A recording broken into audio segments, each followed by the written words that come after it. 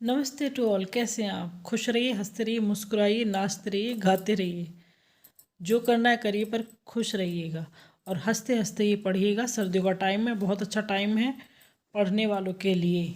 ना भूख है, ना प्यास है, ना गर्मी है, ना मच्छर है। पढ़िए, अपनी रजाई में बैठ जाइए, पढ़ते रहिएगा। सेंटेंस एंड क्लॉज एनालिसिस हम यहाँ पढ़ रहे हैं। कुछ यहाँ पर यूपी टेट के आए हुए हैं जो 6 से 8 तक के होते, उसमें ये आया हुआ है। बहुत इंपॉर्टेंट है, सिंपल से इजी से एग्जाम्पल हैं क्लॉजेस के यहाँ पर। Which of the following sentence has an adjective clause पूछ लिया गया। सीधे सीधे एडजेक्टिव क्लॉज यहाँ पर हमें बता दीजिएगा कौन सा। अब एडजेक्टिव क्लॉज वाले कौन से होते हैं जिसमें विच वाज बिल्कुल मतलब जो जिनकी हिंदी अगर निकाले तो जो वर्ड के लिए निकलेगी, जो जिसे के लिए वो निकलती है। जैसे यहाँ पर आ रहा आई बॉट, ये वाला आंसर सही है भी। आई बॉट ए चैन, मैंने एक चैन खरीदी, विच वाज ब्यूटीफुल, जो सुंदर थी। तो एडजेक्टिव क्लास यहाँ पर हमारा हो जाता है। नेक्स्ट है हमारा which of the following combination is found the structure of structure. मैंने कई बार आपको बताया कि स्ट्रक्चर बहुत पूछा जाता है। करेक्ट स्ट्रक्चर क्या होता है सेंटेंस का जो होता है, अब आप देख लीजिएगा जिन्होंने सही पढ़ा है।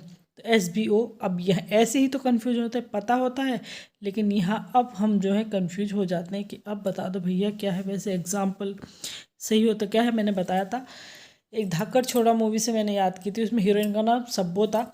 मैंने उसी सब्बो से याद कर लिया था। तो सब्बो, SBO, सब्बो वाला हमारा C ऑप्शन हमारा सही होता है। C सही होता है।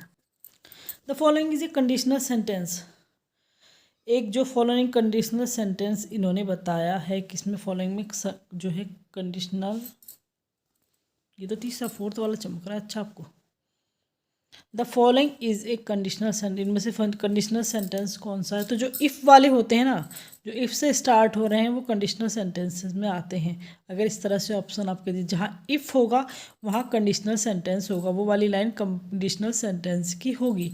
तो इफ़ वाली कौन सी? बी, और बी वाला आंसर हमारा सही। ये तरीका है, ये रूल नहीं है। ये तरीका है पहचानने का। मैं रूल नहीं बता रही हूँ आपको, पहचान बता रही हूँ, तरीका बता रही हूँ।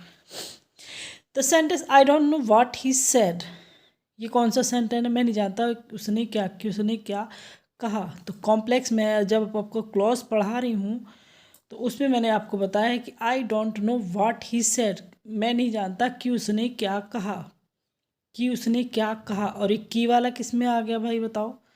अगर कोई देख रहा है समझ रहा है तो डिपेंडेंट क्लॉज है।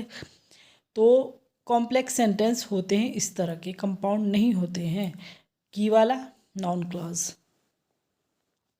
His father is the chairman. Underline word phrase क्या है?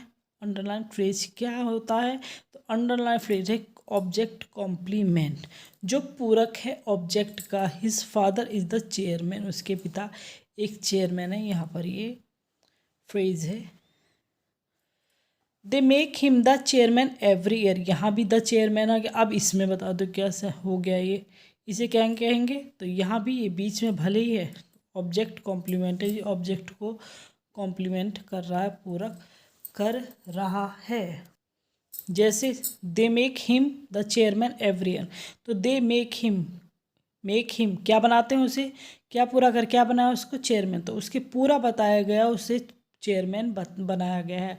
तो हिम को क्या करता है? पूरा करता है। हिम के बारे में पूरी नॉलेज बताता है कि वो चेयरमैन है, और उसे ऑब्जेक्ट कॉम्प्लीमेंट कहा जाता है। सिंपल जो तरीका होता है उसके अकॉर्डिंग। कुछ एग्जाम्पल्स हैं, बहुत इंपॉर्टेंट है। सीधे सरल सच्चे से, बेचारे ईमानदार से, किसी को परेशान ना करने वाले एग्जाम्पल हैं ये। और Bihar, CTET, Haryana UP TET, कितने सारे एग्ज़ाम्स के आए हुए हैं। बहुत इंपॉर्टेंट है, बेसिक है, अच्छे हैं पढ़ने के लिए जो कंपटीशन लेवल का एग्ज़ाम दे रहा है। Thanks a lot.